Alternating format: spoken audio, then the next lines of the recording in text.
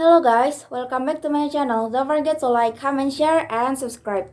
Singapore's largest bank ventures into the metaverse buys land in the sandbox. Singapore-based financial service provider DBS is entering the metaverse following a partnership with the sandbox. Dubbed DBS Better World, the interactive metaverse experience is focused on building a sustainable virtual community. The banking giant acquired a 3 plot of land in the sandbox acquired its interactive user experience, making it the first bank in the Singapore to venture into the metaverse world. Lands are customizable units of digital real estate with the sandbox metaverse that players can own as non-fungible tokens and FTAs. Speaking on the partnership, the CEO of DBS Voice Gupta opinates that the metaverse could change how banks interact with their customers and communities. Over the last decade, the biggest change in the world of finance have been catalyzed by digital advancements, said Gupta. Meanwhile, CEO founder and CF Cooperating Officer of the Sandbox Sebastian Berget noted that the platform is creating a special plot of the lands dubbed the Singapore Verse.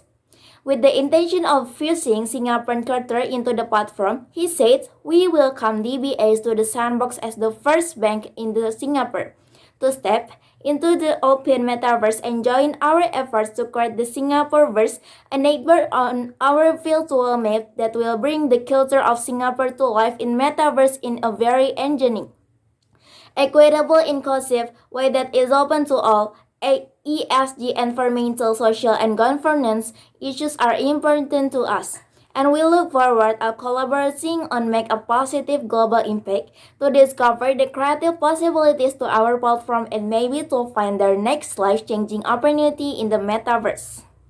Fate Jumbo hike in the play of September even if August inflation cost expert says the Federal Reserve recent willingness to endorse rather than pass bank against a regressive rate hike but took many by surprise.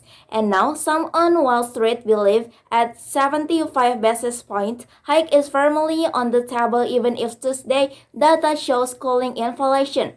Morgan Stanley said in a recent note that it was expecting with members to dial down the cadence of monetary tightening to 50 bps at the September meeting, but now believes 75 bps is now the most likely outcome of September, even though the August CPI print is still outstanding.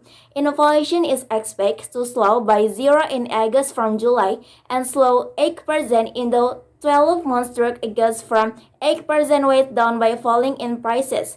Core inflation, however, which is excludes foods, foods, and energy prices, is an indicator for our underlying price pressure expected to have remained steady in August but 6% in the 12 months struck August.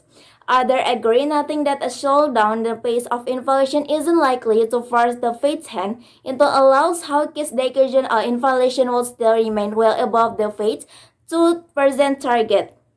If inflation, particularly core inflation, come in a little bit more muted, it will still be too early to pivot a 50 basis point rate hike.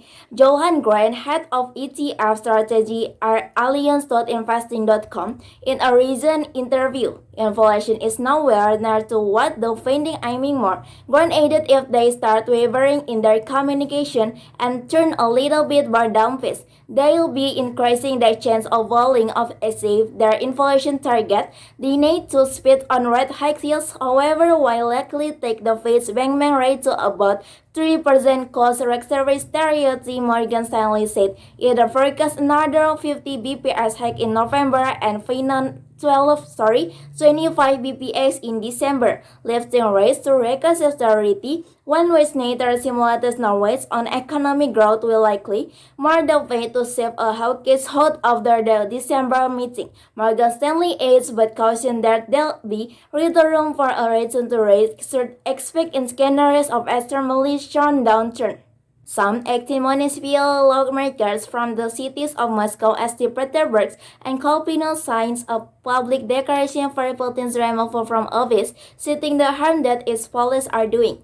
While the debaters are not familiar to either the international or the national region audience, their action is striking show of dissent indicates of opposition that has been heavily silenced for years by Putin's incurably authoritarian leadership. We many people, the opposite of Russia, believe that the action of its president Vladimir Putin are harmful to the future of Russia and its citizens. The public statement said we demand Vladimir Putin's resignation from the post of the president of the Russian Federation. The statement was published by Kenya Thornton and Manishville, deputies of Spanipoli district in St. Petersburg, Putin's hometown, and originally that seat his power base. Maybe that's all from me. Don't forget to like, comment, share, and subscribe.